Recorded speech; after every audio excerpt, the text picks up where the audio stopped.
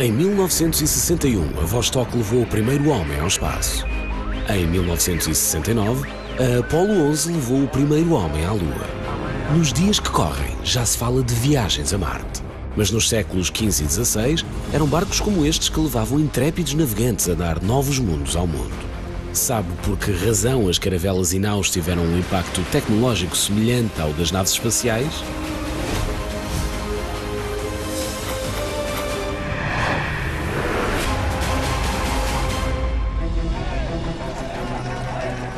Em 21 de agosto de 1415, as tropas de Dom João I conquistam a cidade de Ceuta, no norte da África, dando início à época dos descobrimentos portugueses. Na verdade, o que nós temos é um Portugal que, na Idade Média, faz a charneira entre o mundo mediterrâneo e o mundo da Europa setentrional e que depois se dirige até ao Mediterrâneo, que na altura acaba por ser praticamente o centro do mundo, não é? E, portanto, é normal que Portugal, estando num sítio de passagem, em que o regime de ventos muitas vezes obrigava a que esses navios tivessem que permanecer nos portos portugueses durante algum tempo, basicamente disponíveis para serem observados e até copiados por capitães navais portugueses. Portanto, essa posição estratégica foi fundamental. No século XV, navegar em mar aberto era talvez mais arriscado do que partir hoje à conquista do espaço sideral.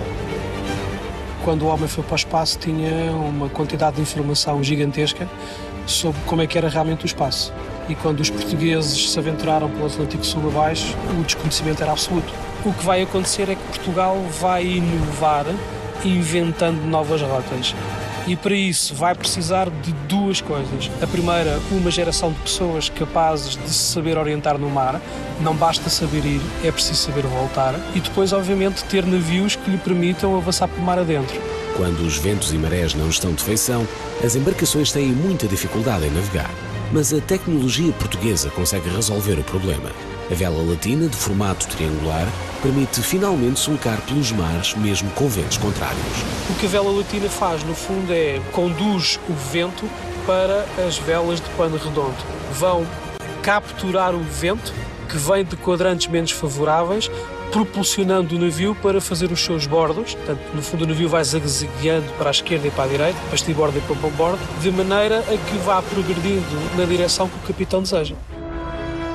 As caravelas levavam mais tripulantes e carga do que qualquer outra embarcação do século XV. Foram um meio de transporte de eleição para jornadas tão gloriosas como a dobragem do Cabo da Boa Esperança por Bartolomeu Dias. Mas eram precisos navios ainda maiores e mais robustos para chegar ao Oriente. No fundo, o que nós vamos ter é uma evolução dos navios, em vista de um propósito. É muito diferente nós, no século XV, queremos fazer viagens de exploração e percebermos quais eram as rotas que nos levavam até a Índia. E outra coisa muito diferente é ir à Índia e ter que trazer um navio com capacidade suficiente para poder provisionar a Lisboa com todas as drogas e especiarias dessa Índia. A construção das naus juntava as melhores características da indústria naval nórdica e mediterrânica à tecnologia de navegação portuguesa. Exceção feita à particularidade de não voarem, eram, à época, autênticas naves espaciais. Durante 100 anos, entre 1500 e 1600, não houve praticamente comparação possível entre navios de qualquer outra potência, a não ser com Espanha.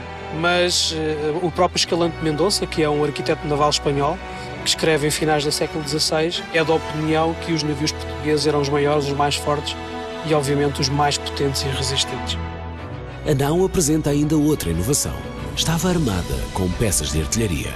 Eram navios que transportavam, na altura, mercadorias que valiam o seu peso em ouro e muitas vezes até mais do que isso. E, portanto, é normal que um navio que traga tantos valores, os portugueses tinham que estar armados para se poder defender. E foi assim que os portugueses dominaram os mares durante 200 anos.